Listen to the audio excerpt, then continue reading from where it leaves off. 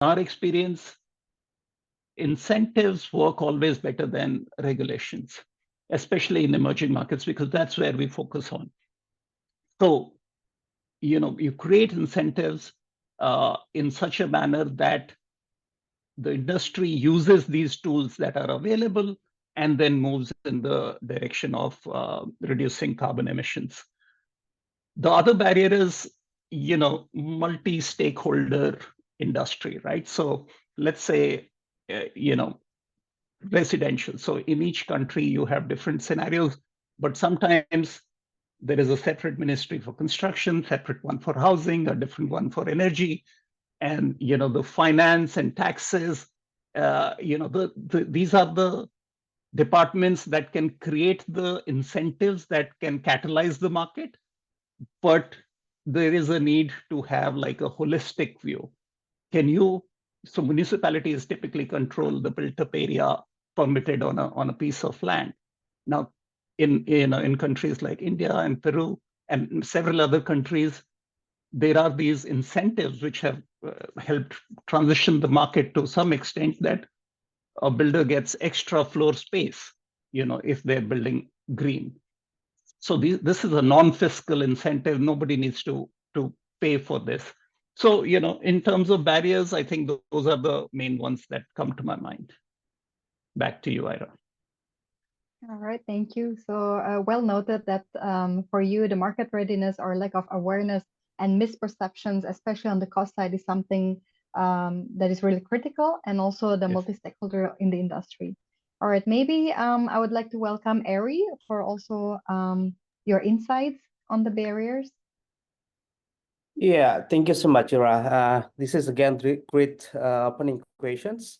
And my response probably more on the perspective of and our experience in Indonesia. Probably the regulation is the biggest barriers, and that's probably the biggest challenge in the decarbonization of the cities. As we see that the landscape of political system in Indonesia currently, it's controlled by the central governments, and green building policy, all of decarbonization policy is most likely initiated by central government, and then cities governments is only has the authority to translate whatever the regulation from central government. And the market supply side and demand side is typically wait and see from whatever the central government try to apply it, right? It's happening in many of experience in Indonesia. The number of green buildings certified buildings is very limited in a couple of area only. Probably the most of them located in Jakarta, and the local developers still wait and see whether it is will be mandatory of governments or it is only voluntary. So basically, I agree that market awareness is probably one of barriers, but then typically how to transform this is through regulatory reform. That is why what we do in GBP, and we hand in hand with central government, local government. At the same time, we assist them with a couple of the evidence-based data, and we analyze the data, and then we show them that there is an opportunity for the government, there is a room for governments, and the way of central and local government to transform the policy on the decarbonize to decarbonize the building in Indonesia. And that's a way of transformation of effort in Indonesia. And there's still be biggest challenge. We see that the policy, the way of local governments translating policy, cities government translating policy is vary from one local government to other local government. There are many of homework basically from central government to assist local government in doing this by providing some guidance, technical assistance, etc. So then later on, this will help to transform the market quickly. Once the market knows exactly that green buildings, decarbonization of the buildings will be part of mandatory. So the supply side with there, and then change will be happen. I think I will stop there. Thanks, Ira. All right, thank you so much, Eri. Well noted that in your perspective, regulation is the biggest challenge in Indonesia, as regulations from the central government and for the translation into subnational government and cities and market, they do more like a wait and see or of what the central government is asking for mandatory or voluntary steps to do. Okay, so I would like now to welcome Na for your insights on the barriers. Maybe you can also put some perspectives for Africa and Asia in general. Absolutely. And yeah, great points by Sandeep and Jaya. Totally agreeing. And drilling down on some of our examples from our work across Africa. Now, if you think in terms of barriers, I think the first one is definitely finance. Finance rings true to us. But just drilling a little deeper, it's just not about finance. It's what type of finance. The finance has to be appropriate. And so you'd find that there's limited data and evidence that encourages and informs investment. And the research shows that much of the housing that is needed is tied to the informal economy, and that's not well understood. So investors typically deem that as too risky. So for example, banks do not have the wherewithal to understand the risk of lending housing finance to a person without a formal payslip, for instance. So to build that evidence base and demonstrate the proof of concept to de-risk and to catalyze the market, the first example of appropriate finance to decarbonize the sector, for instance, is a blended finance approach.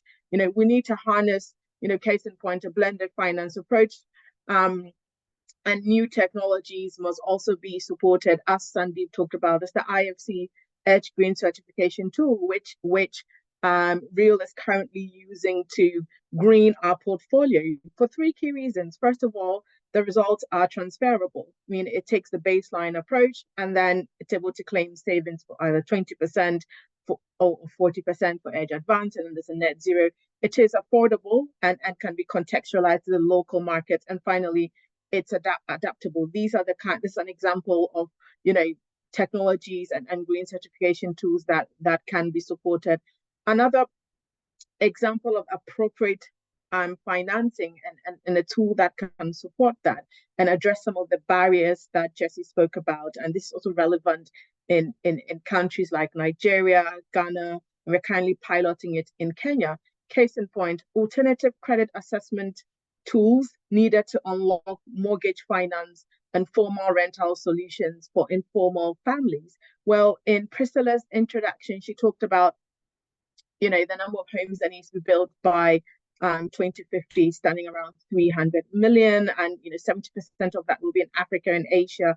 It just shows that we can't, and if you look at the contribution of buildings and constructions, the greenhouse gas emissions, we cannot afford not to decarbonize. So it's important to think about how can we leverage blended finance instruments and how can we work with development finance institutions, wink, wink, Sandeep and IFC, to deploy greater levels of, genuinely blended finance to de-risk and kickstart the markets. And we recently finding that guarantees is another type of appropriate finance tool that can address some of the barriers and is massively underutilized. And Real is currently piloting a green affordable housing finance instrument that was developed with the help of CPI and the lab, and we've recently received some financing from Convergence Blended Finance to help us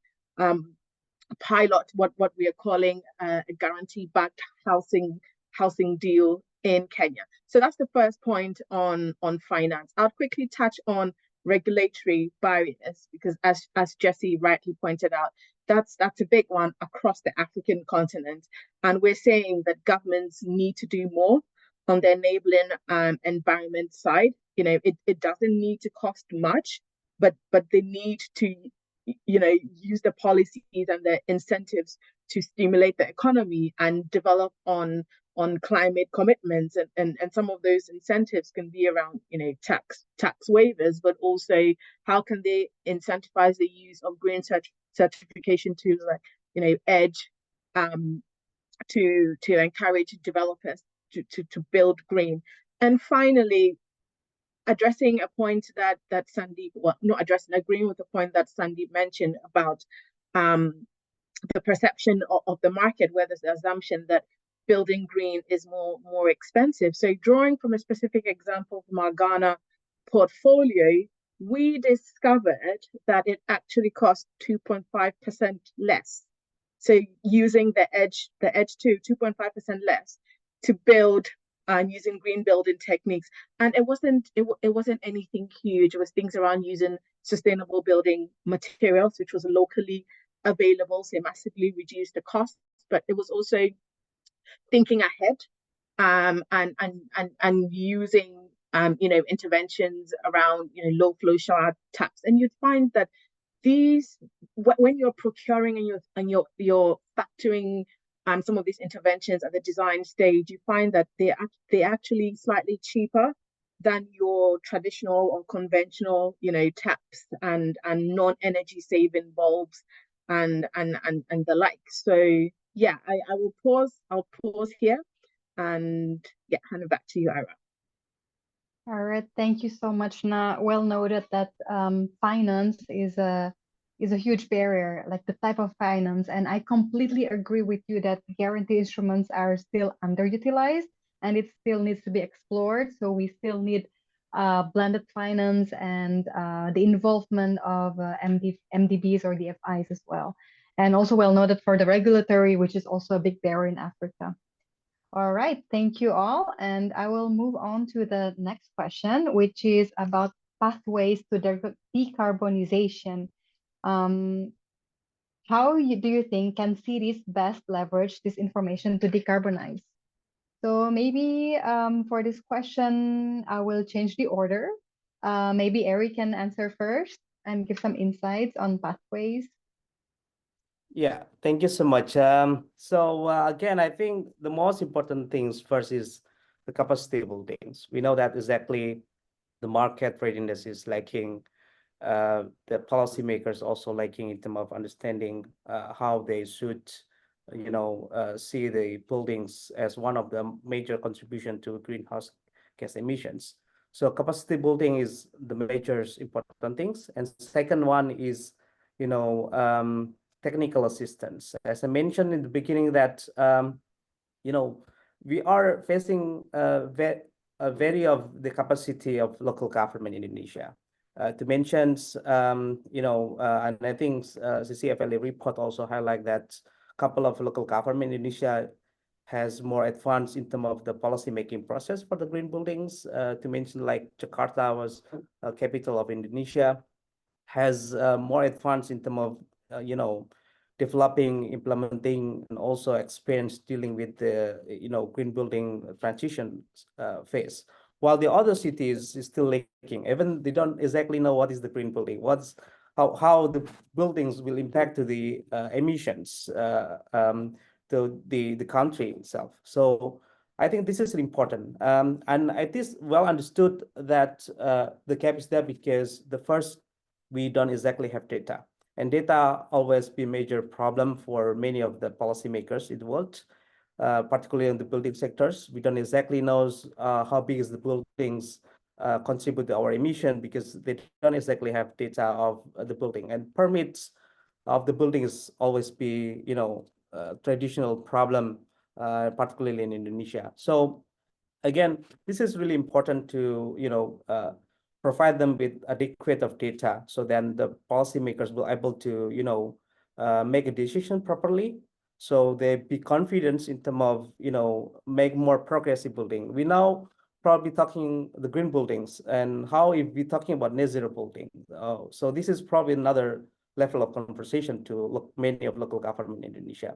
We know exactly a couple of government like Bali province governments more visionary in terms of their policy, like they would like to achieve net zero emissions more advanced than the target of the country. But what about the others local government? So again, The varying gap is one of the things that we have to address at first, because we do believe that policy transformation, policy reform, policy change is the key for, bringing the decarbonization of the building in the country. So then it will help to transform many of the sectors, including market readiness, financial industry, because again, they basically now wait and see, because there's no exact, and strong mandatory or strong, push from the government to apply decarbonizations building. So I will stop there. Thanks, Ira.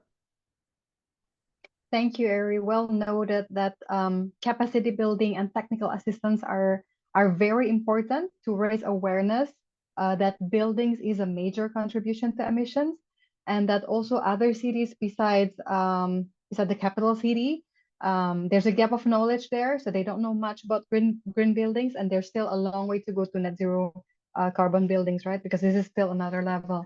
Thank you. All right. Maybe next, I would like to invite Na for your insights to pathways to decarbonization. Yeah, absolutely. I couldn't agree more with Eri. Awareness creation. And I must say, on that score, congratulations to the entire CPI, CCFLA team for this webinar, because this is an example of how we can share knowledge, we can contribute, we can collaborate, and we can address some of the gaps in the knowledge. Again, I will touch on 3 points, and I think there's huge overlaps with Eri's points. First of all, we need to dispel the unhelpful myth that green homes need to be more expensive. And so, addressing that interconnectivity, that doesn't have to be a trade-off. We need to ask the question differently, can we afford not to decarbonize? Can we afford not to build green? The negative implications and costs to people, to planet, to prosperity needs to scare us more. So I think cities need to start thinking about how do we structure our programs, not to just think about encouraging people to build green, but the reverse, to start thinking about, oh my God, what happens if we don't do this? Look at the floods recently in Kenya, in Dubai, the earthquakes that have happened. Look at what's happening in China. We need to think about how we build in the climate resilience into our buildings, and look and thinking about how if you look at the forecast with 300 million new homes going to be in cities that are, comparatively more vulnerable to the effects and impacts of climate change, we cannot afford not to decarbonize. We cannot afford not to think green. And so, to Eri's point as well, we need support for that technical assistance component and piece. We need to develop the enabling environment. We need to develop the ecosystem. And again, if I can talk a little bit more about our work with GAFs, so the Green Affordable Housing Finance project that we're piloting in Kenya, I think is a great example. It comprises 2 key components: is the enabling environment technical assistance segment, which is doing things around working with developers, with banks, and addressing things around affordability, bankability of projects, making projects investor ready to be able to access the appropriate kind of financing that I talked about initially. And finally, that knowledge gap. I think that we need to come together. We need to collaborate more to share the data. Case in point, Real is working with the Center for Affordable Housing Finance, CAF, and we're partnering with the Open Access Initiatives. I know CCFLA with this amazing portal that you're launching is a great example.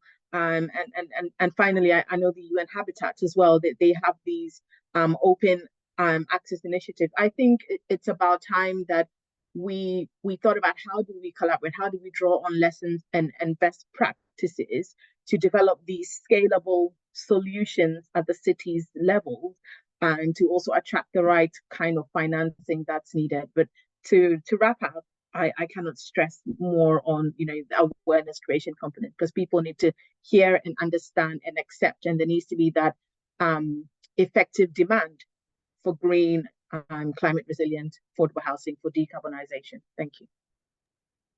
Thank you so much, Na. I think you made really great points about breaking the myth that a green building or net zero carbon buildings being more expensive, and the point that we cannot afford to not decarbonize. And then second, about the technical assistance that we need. There's a need to develop the ecosystem, and also third, about the knowledge gap, and that there is a need to collaborate to share the data. Thank you. All right. Maybe next I will try to ask specific questions to each of you. So maybe first I will start. Oh, actually, Sandeep, I'm sorry, I forgot. How about your insight on the pathways to decarbonization? Like, how can cities best leverage this information to decarbonize? Sure, sure. So I'll take a slightly different view. What the other panelists said, that makes absolute sense. But when you say pathways, do you mean like a CREM pathway, or the global carbon budget focused pathway of where each asset class, each city should be? If you mean that kind of a pathway, in my view, that's the ceiling. We all know that we need to decarbonize, but a lot of the large portfolio owners, they're doing a lot of analysis, trying to figure out where those pathways are and how their portfolios can move in that direction. But the I think masses don't need to really get confused with that. For our view of zero carbon building is there's two requirements. You need to be highly efficient, and then you fulfill all your energy needs through renewable. And the sooner we do that, the better it is for the planet. So, I think in terms of the action steps, what can be done, the tools like Edge have been built to create an easy path to get to low carbon. The question is, how do we get the implementation done at a mass scale? And that, I think, can be done if you have policy level interventions focusing on incentives as opposed to mandatory regulations, because those are difficult to implement and enforce. But there was a question here on residential sector, and because that is one of the largest floor space components in the entire built sector. And to my mind, green mortgages are one of the best instruments that can actually help transition the whole sector, especially, so there is, of course, we have a blended finance program called MAGC, Magic in short, which is being implemented in many countries where we invest with financial institutions, and then they have on lending programs for green mortgages. But, the way we look at it, if the policymakers truly start understanding the importance of this move, they can easily create policies that require a slight differential in pricing, the differential in business as usual mortgage versus a green mortgage. And if the policymakers enforce that differential, and enforcing with financial institutions is easy, right? Because they are the most regulated, banks are well regulated. So if that is done, that can truly transform countries, in one simple stroke, without the local governments, putting any money out, or without anybody financing it. It's basically a differential pricing for green versus non-green. I'll stop there. Thanks, Sarah.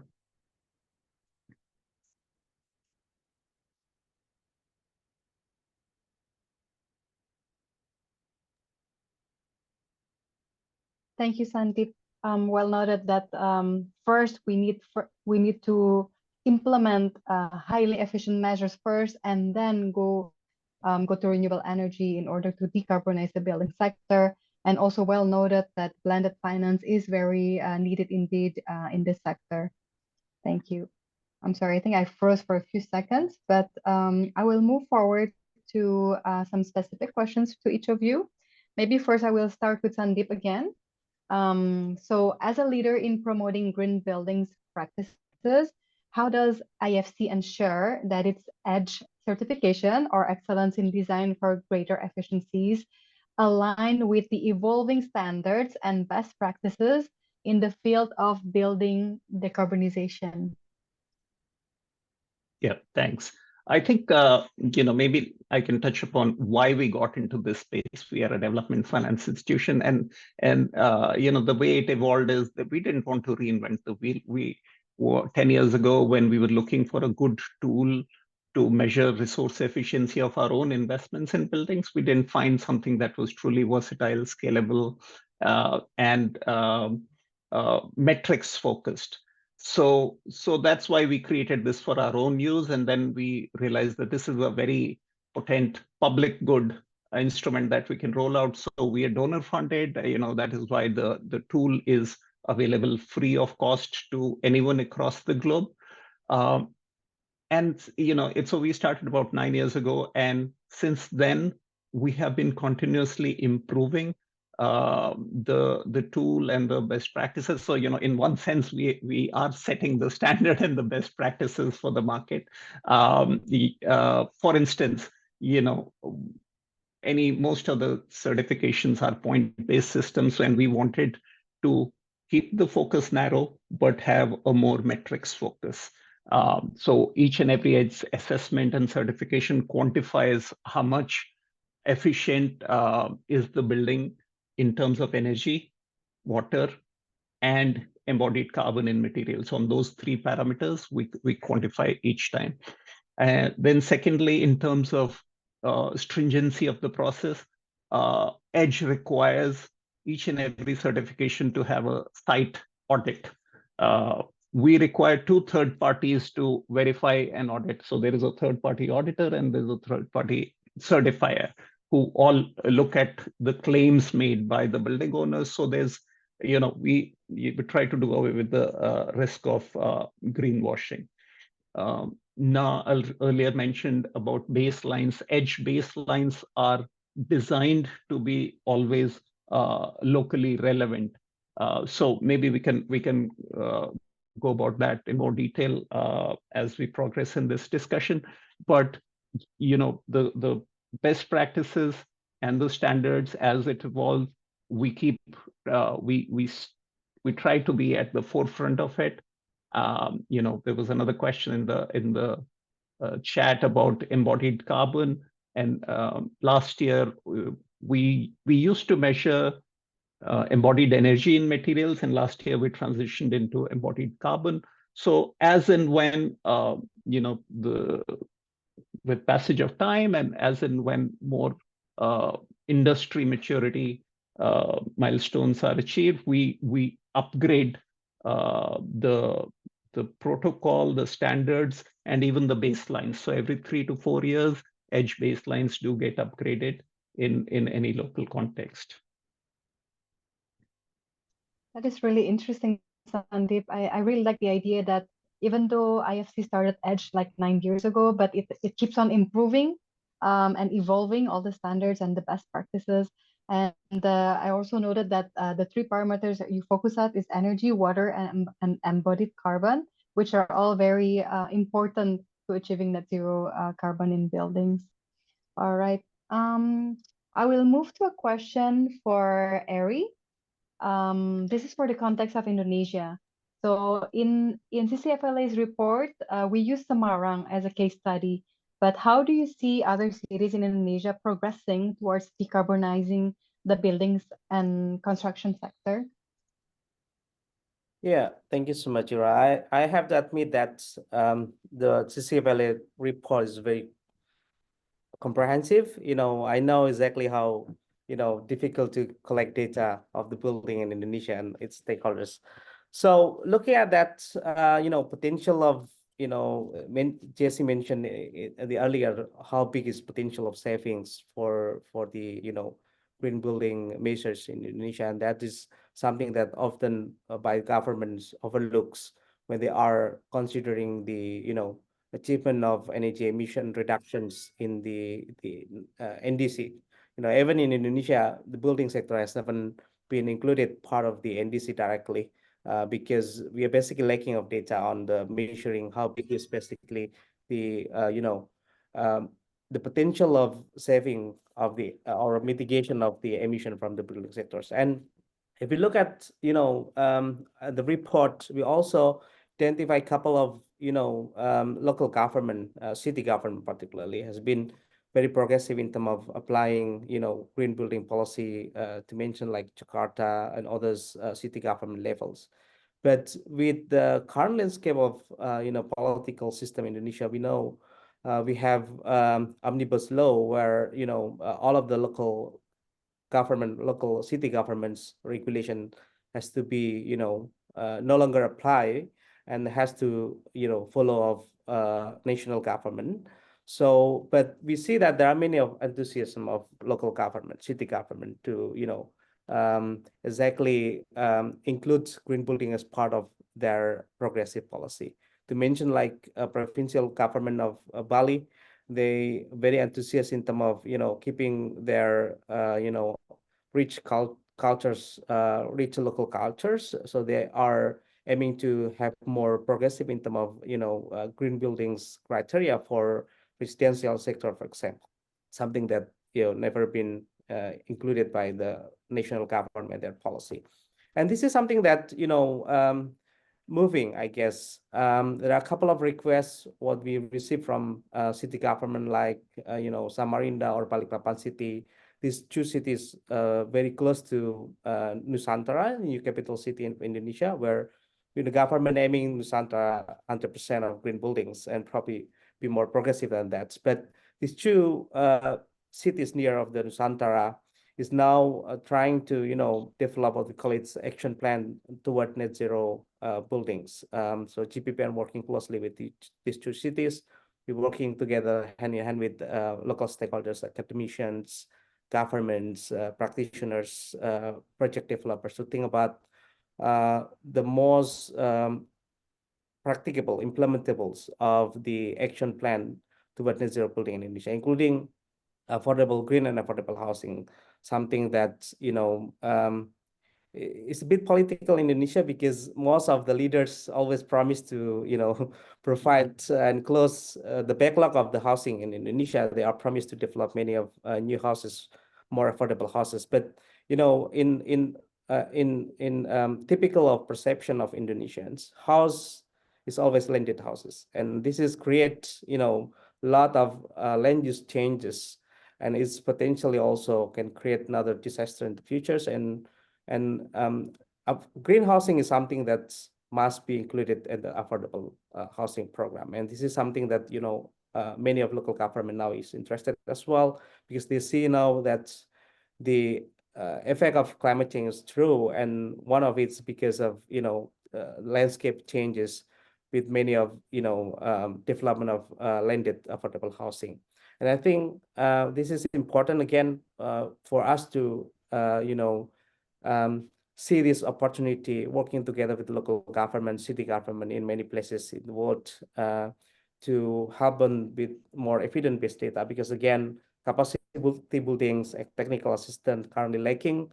Not often them is not really aware what is the green building, what is the even zero buildings, and this is something that the fundamental things that we in GPPN now is trying to do with the local government, with national government as well. Yeah. Right. Thank you, Ari. I think this is very interesting that even though local regulations are do no longer apply due to the omnibus law and the new regulation, but we can still see a lot of initiatives and efforts from other cities, as you mentioned, Bali and also Samarinda. So I think we are still progressing towards a good direction. All right. So now moving forward to Na, I would like to ask for Rio. So Rio has a strong focus on affordable housing, right? So how does Rio integrate strategies for building decarbonization into its affordable housing initiatives, particularly in regions where access to clean energy technologies may be limited? Thank you, Ira. So I look at this from two angles. First of all, our internal work. One of the things I'm currently doing is I'm upgrading our GHG benchmarking framework so that we can take stock internally and then determine how do we extend this externally. And I think it's definitely, again, to my point about appropriate financing, an example of that is, this is being made possible through the Hubble organizational grant that allows us to green our portfolio and extend this to cities where access to clean energy technologies might be limited. How are we doing this? We're using the EDGE certification tool. So we are training and building capacities for to enable project managers, quantity surveyors, engineers, architects understand the importance of just not building green, but the start of the design phase. So design in green. And so we're upskilling people to become EDGE experts so that they can more efficiently utilize the EDGE certification, the EDGE app, but just not the EDGE app, but beyond that, they can extend that training to the artisans, the facilities managers, because now on the EDGE tool, there's also the operational efficiency that allows you to calculate the ongoing operational efficiency of the house, and it also allows you to really ascertain, if there is, which is what we're saying there is, the savings in utilities. So that's one of the strategies that we're using, we're implementing. The second strategy, and I'll use a quick example in Pakistan, because I think after the flood, access to clean energy technologies has been very limited. And while we are using the EDGE tool, we are also heavily investing in demonstration projects. So again, using the blended finance tool that I talked about. And the example in Pakistan is with a company called Modular Tech. And what are we doing? We are testing out prefab modular intermesh technology. Now, this is such a fascinating project. Just really quickly, it has a construction time, 10 times. It's 10 times faster to build than a conventional build, and it has 90% lower embodied carbon and 50% lower water consumption as compared to a conventional building. It's completely off-grid. It's self-sustaining. It uses its own, water purification and solar energy. And I can keep going on. It's using wind catchers, reflective surfaces, internal terrace insulation, and it has an up to 20-degree, decrease in peak temperatures between, outside and inside. And the next level of this project is that they're looking to replicate in Nigeria. And I recognize, as Jesse shared, there are lots of barriers in Nigeria. However, if we're able to test the market with some of these products that are immediately, addressing the decarbonization challenge, but they're also touching on, making it easier for government to implement some of these policies and regulations, but also is really touching massively on affordability, then it appears that we're making headway. And we work very closely with a lot of stakeholders, including the Kenya Green Building Society, the Nigeria Green Building Council, and I think if people want to know more, you should totally check out the Nigerian Green Building Council. I think they're setting up an Africa Green Building Summit where some of these conversations around how are African cities charting their path to decarbonization in the built environment would be very interesting and very relevant.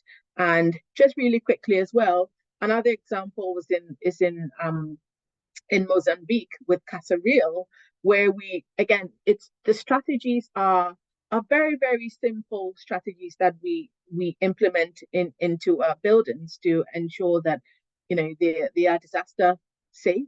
So, for instance, when the catastrophic cyclone Idea in 2019 destroyed 90% of Beira's buildings, the project that we had piloted and implemented, which is the Casa Real homes, were largely unscathed. So what does this mean for the broader Beira city? It meant that the mayor was very excited. It meant that the mayor could include some of these designs into their urban cities and urban planning. It also means that when the negative impacts of climate change hit these vulnerable communities, they are more resilient and they are able to bounce back a lot quicker.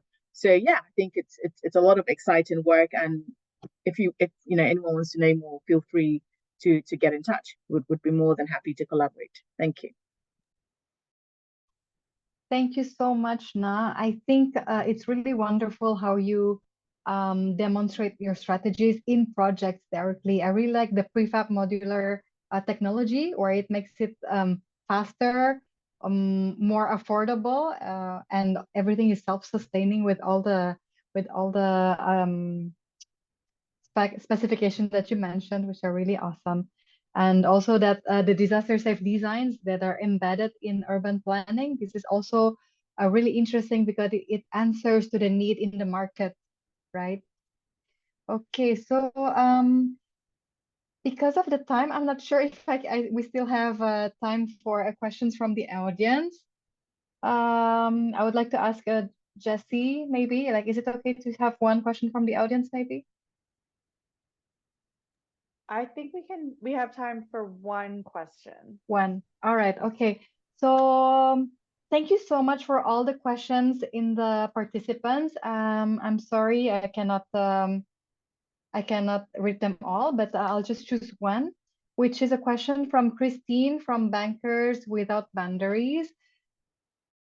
So she says she would like to get your thoughts more specifically on retrofitting the residential sector, given the extra social barriers present here, as mentioned by Sandeep. For example, fragmented ownership structure, affordability, and housing inequity issues, on top of the mentioned barriers around misperception and lack of knowledge, etc. Are there any particular financial instruments you can think that could hold the most potential in this area, so in the residential sector, and can finance be harnessed as an enabler to address social barriers? I'm not sure, like Sandeep, Ari, or Na, does anyone want to answer?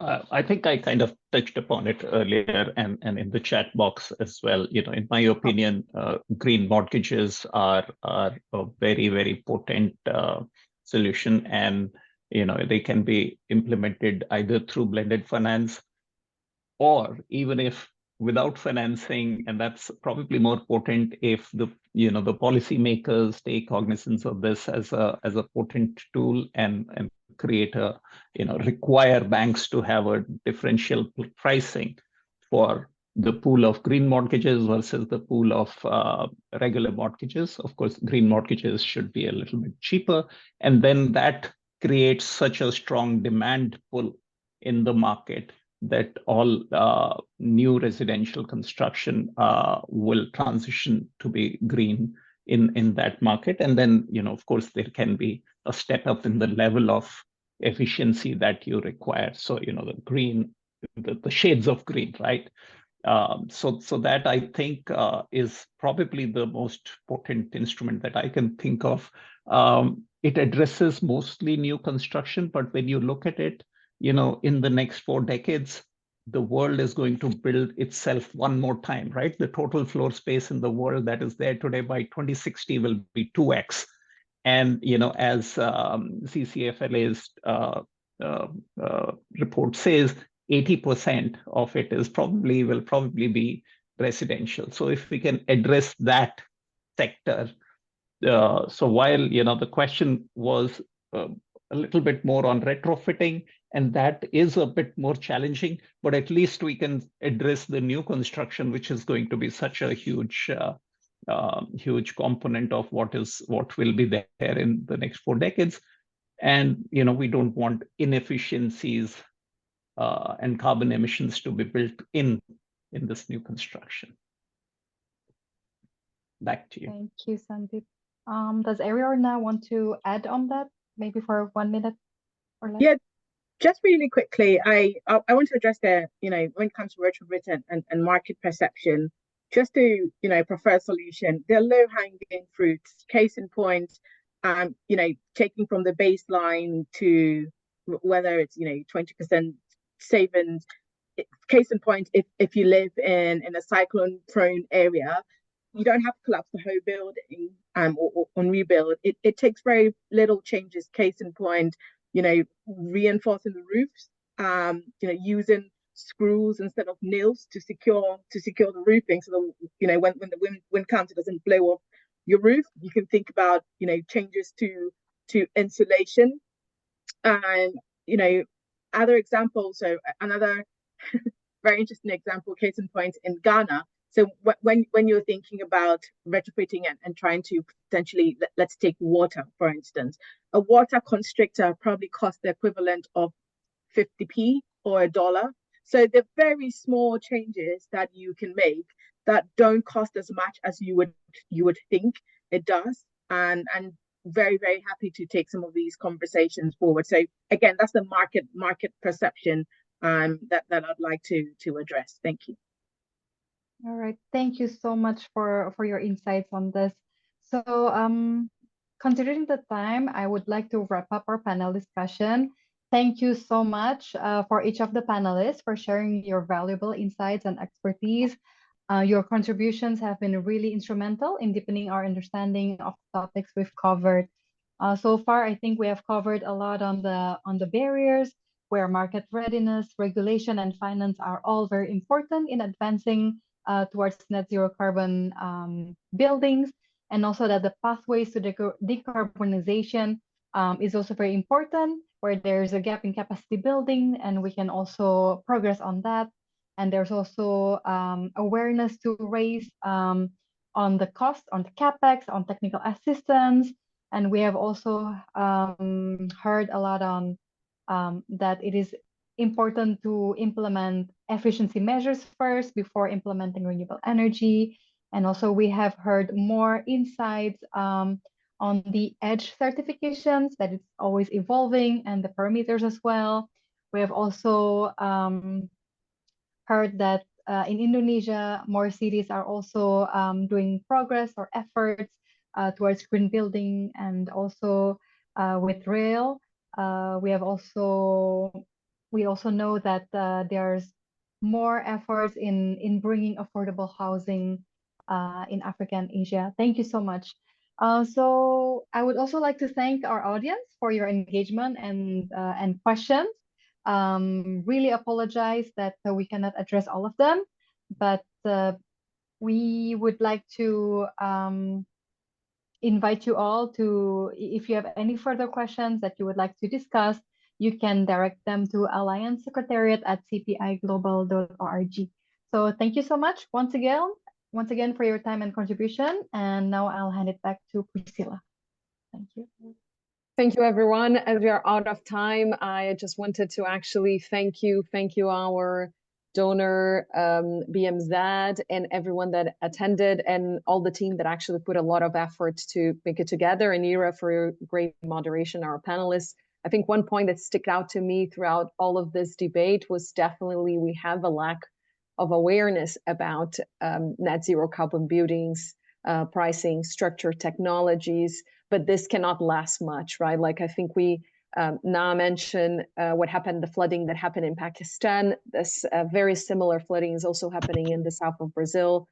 We see the average temperature higher in almost every city in the world and everywhere. So I think there is not time to lose, and we will definitely need to make this transition. So thank you so much for everyone and all the work you're putting out for making this happening. Thank you. Bye. Thank you. You. Bye-bye. Thanks for having us. Bye, everyone.